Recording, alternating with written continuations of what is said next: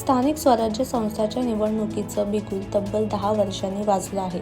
या निवडणुकीचा नगरपरिषदेचा पहिला टप्पा पार पडला असून आता महानगरपालिकेच्या निवडणुका जाहीर झाल्या आहेत. याच पार्श्वभूमीवर ठाण्यातल्या गडकरी रंगायतन येथे प्रथम मतदान प्रशिक्षण वर्ग भरवण्यात आले होते.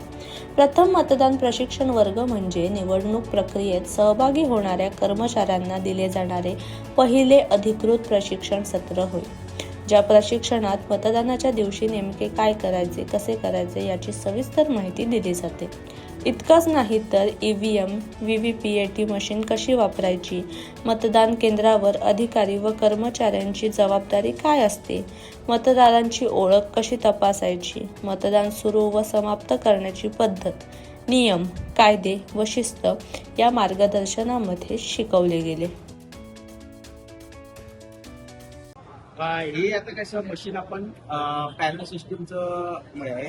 त्याच्यामध्ये एका मतदाराकडून 4 उमेदवार निवडून दिले जाणार आहेत. तर त्याने कसं 4 ठिकाणी वोटिंग करायचं आहे. एका 2 बॅलेटवर जनरली 2 बॅलेट येतील. त्याच्यामध्ये ही 12 सपोज 12 नंबरचा प्रभाग आहे तर त्याच्यामध्ये हे अ जागेसाठी असेल, हे ब जागेसाठी असेल, हे तिसरं बॅलेट क जागेसाठी असेल आणि चौथं ड जागेसाठी असेल. त्या प्रत्येकाचं सेपरेशन हे एका व्हाईट पट्टीने केलं जाणार आहे. त्याच्याप्रमाणे त्यांनी मतदारांनी वोटिंग करायचं आहे.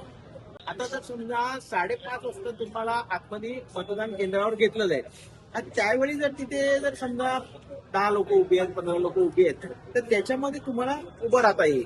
पण तुम्ही 5:30च्या आधी यायला पाहिजे. आणि त्यानंतर तुम्हाला जो मतदान केंद्राध्यक्ष असेल तो तुम्हाला उलट्या क्रमाने चिठ्ठ्या देईल. म्हणजे शेवटच्या नंबरला 1 नंबर, 2 नंबर, 3 नंबर जे काही मतदार उभे आहेत त्या सगळ्यांना तो चिठ्ठ्या देईल. आणि त्यांचं म्हणजे मतदान आहे ते 5:30 नंतर सपोज समजा अजून 10 मिनिटं, 15 मिनिटं, अर्धा तास जो काही वेळ लागेल ते तेवढ्या वेळात ते पूर्ण मतदान करून प्रक्रिया बंद होईल. शाळांमध्ये वगैरे आपण मतदान घेतोय तिथे फायर हॅझार्डस वगैरे लावलेले आहेत.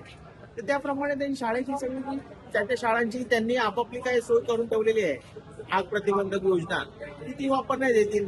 आणि त्याप्रमाणे आपलं फायर ब्रिगेड वगैरे तर सगळं अलर्ट असणारच त्या दिवशी. पोलीस यंत्रणा ती असणारच आपल्यासोबत.